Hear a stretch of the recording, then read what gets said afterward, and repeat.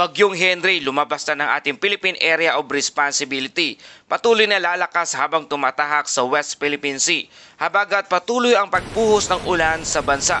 At isa pang malakas na bagyo ang papalapit sa ating Philippine Area of Responsibility na patuloy na lumalakas sa tropical storm at posibleng umabot sa super typhoon category sa mga susunod na araw. Papasok ba dito sa ating bansa? Ano ang epekto nito sa mga susunod na araw? Magandang araw Pilipinas, ito ang Pilipinas Weather ngayon. Narito natin update sa panahon. Kung bago ka lamang sa ating channel, please like, share, and subscribe para lagi kang updated sa panahon. Salamat sa iyong suporta. Mga kababayan, ngayong araw ng Huwebes, July 2, 2026 na po tayo. Opisyal nang lumabas sa Philippine Area of Responsibility o PAR ang Tropical Depression Henry, ngunit hindi pa rito nagtatapos ang epekto nito sa ating bansa. Habang papalayo ang bagyo, patuloy nitong pinalalakas pa rin ang southwest monsoon o hangin habagat na siyang magdadala pa rin ng mga pag-ulan at pagbugso ng hangin sa maraming bahagi ng Luzon sa mga susunod na araw. Ang Tropical Depression Henry o Bagyong Henry ay namataan sa layong 470 kilometers kanluran ng Bacnotan, La Union o nasa labas ng ating Philippine Area of Responsibility. Taglay pa rin ito ang maximum sustained wind na 45 kilometers per hour at may pagbugso na umaabot sa 55 kilometers per hour na may central pressure na 1,002 HPA. Kumikilos pa kanlurang hilagang kanluran sa bilis na 30 kilometers per hour.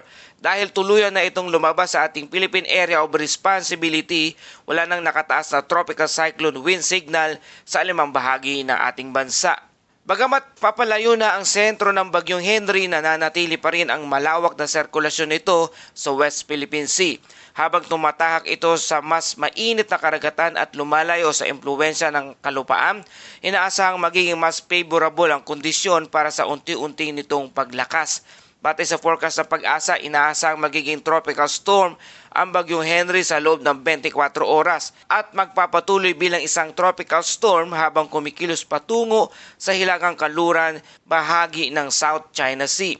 Mahalagang tandaan na bagamat lumabas na ito sa ating Philippine Area of Responsibility, maaari pa rin itong palakasin ng hangin habagat na siyang pangunahing magdadala ng masamang panahon sa malaking bahagi ng Pilipinas. Mga kababayan, sa buong araw, ang pinagsamang epekto ng habagat at malayong sirkulasyon ng Bagyong Henry ay magdadala ng malalakas na hanggang gale force na pagbugso ng hangin dito sa lugar ng Batanes, Cagayan, Ilocos Norte, Pangasinan, Zambales, Bataan, Tarlac, Nueva Ecija, Pampanga, Bulacan, Metro Manila, Calabarzon at Mimaropa. Sa mga susunod na 2 araw, mananatili ang posibilidad ng malalakas na pagbugso ng hangin sa hilaga at kanlurang bahagi ng Luzon, lalo na sa mga baybayin at matataas na lugar. Patuloy namang makakaranas ng katamtamang pag-alon ang ilang bahagi ng karagatan. Hanggang 2.5 metro ang taas ng alon sa lugar ng Kalayaan Island, kanlurang baybayin ng Pangasinan, kanlurang baybayin ng Zambales. Hanggang 2 metro na taas ng alon naman sa lugar ng Batanes, Babuyan Island, Ilocos Sur, La Union, Lubang Island, Hilagang Cagayan, Ilocos Norte, kanlurang Bataan, Batangas at Palawan. Pinapayuhan ng mga mangingisda at operator ng maliit na sasakyang pandagat na maging maingat bago pumalaot. Mga kababayan, sa loob ng 24 oras hanggang 48 oras, magpapatuloy ang paglayo ng Bagyong Henry mula sa ating bansa.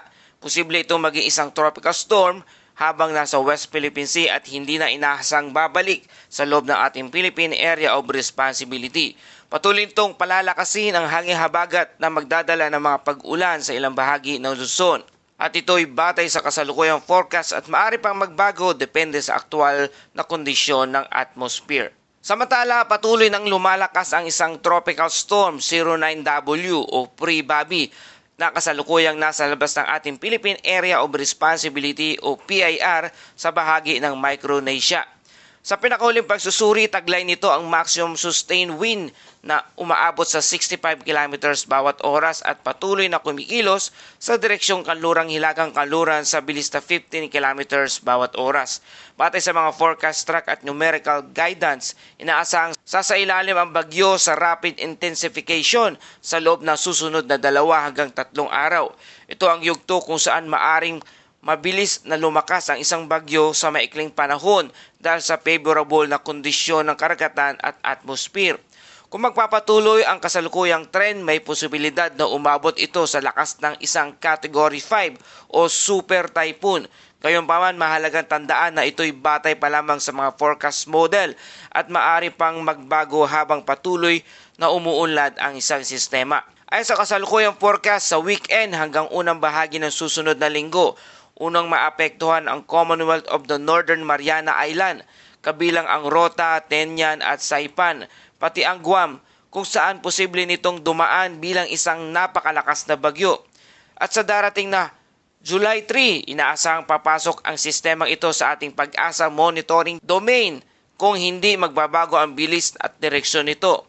At sa darating na Miyerkules, sa susunod na linggo, July 8, maaari na itong pumasok sa loob ng ating Philippine Area of Responsibility o PAR at bibigyan ito ng local name na Bagyong Inday. Ang ikalawang bagyo na papasok ngayong buwan ng Hulyo at posibleng maging ikasyam na bagyo ngayong taong 2026. Sa ngayon, wala pang indikasyon na direktang landfall sa kalupaan ng ating bansa. Gayunpaman, may posibilidad na lumapit ang malawak na sirkulasyon ng bagyo sa silangang bahagi ng bansa. Batay sa kasalukuyang forecast, posibleng maramdaman ang epekto ng paligid ng bagyo sa Eastern Luzon, Visayas pagsapit ng Miyerkules, July 8. Habang pinakamalapit nito ay sa Northern Luzon o Extreme Northern Luzon sa darating na Huwebes hanggang Biyernes, July 9 hanggang July 10.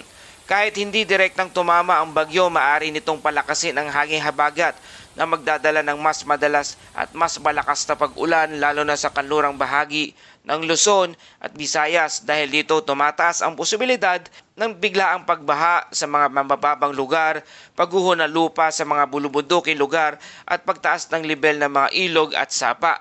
Malakas na bugso ng hangin at mataas na alon sa ilang baybaying lugar. Mahalaga tandaan, ang track at lakas ng Tropical Storm 09W ay hindi pa ito final at maaring magbago sa mga susunod na araw. Patuloy na subaybayan ang opisyal na abiso ng Pag-asa at iba pang international weather agencies para sa pinakabagong impormasyon ng isang panibagong bagyo na parating dito sa ating bansa. Mga kababayan, patuloy po tayong mag-antabay dahil ang bagyong ito ay napakalakas. Base sa ipinapakita ng imagery, malawak ang sirkulasyon nito at taglay nito ang lakas ng super typhoon. Kaya posibleng may epekto ito sa ating bansa habang ito'y papalapit sa ating Philippine Area of Responsibility sa mga susunod na linggo. Sa ngayon, ang pinakamainam na hakbang ay maagang paghahanda at patuloy na pagmamanman sa magiging galaw ng sistemang ito. At tumako na tayo sa ating Bible verse of the day mula sa Isaiah 41 verse 10. Huwag kang matakot sapagkat ako'y sumasa iyo.